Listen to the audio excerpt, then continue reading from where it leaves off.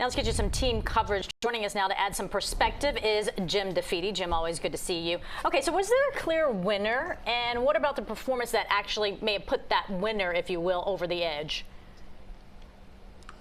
Look, I think most people go into these debates cheering for the person that they've already decided to support. We're a very divided country, but you know, just in terms of looking at how the debate progressed, I think this was a very good night for Kamala Harris, and I know that Democrats are feeling particularly good today. I think they feel that she was able to make the connection to voters, to talk to them about their needs, as opposed to saying that Donald Trump only cares about his.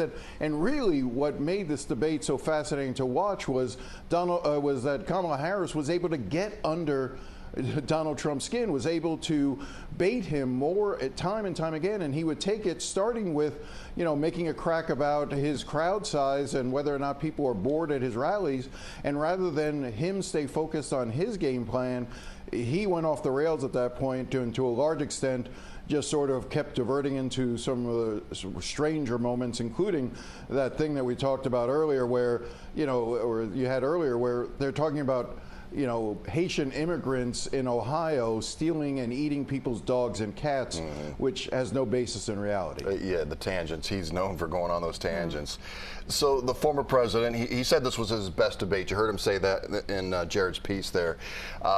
He ended up, though, in the spin room, which is kind of odd. Was he on mop-up duty, do you think?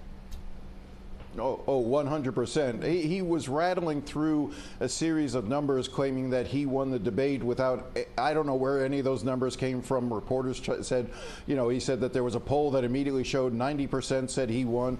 No, all the polling that I saw said that viewers who watched the debate favored what they heard from Kamala Harris, who I will say also did something really remarkable. Even though she's part of the incumbent administration, made herself the agent of change in this election. That is so critically important. People want something new. People want to move forward. And she kept arguing that she was the person who could provide change and an alternative, and Donald Trump was the past. You know, for someone who's running as the incumbent vice president, that is truly remarkable. And the fact that Donald Trump gave her that space showed that this was not a good night for him. Okay, let's pick this apart a little bit more. The candidates, they sparred over key issues: abortion, immigration, the economy. How do you think undecided voters walked away from what they heard?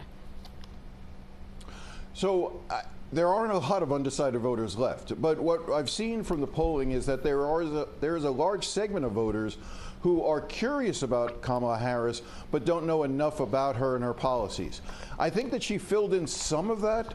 I think that talking about her economic plans, talking again about the values that she would bring in terms of fighting for individuals on the issues of abortion, on the child tax credit that she wants to do, on the help for first-time home buyers, all of those sorts of things, credits for people who start businesses, entrepreneurial spirits. I think that begins to fill some of it in, but a debate can only go so far when you're doing 2-minute answers.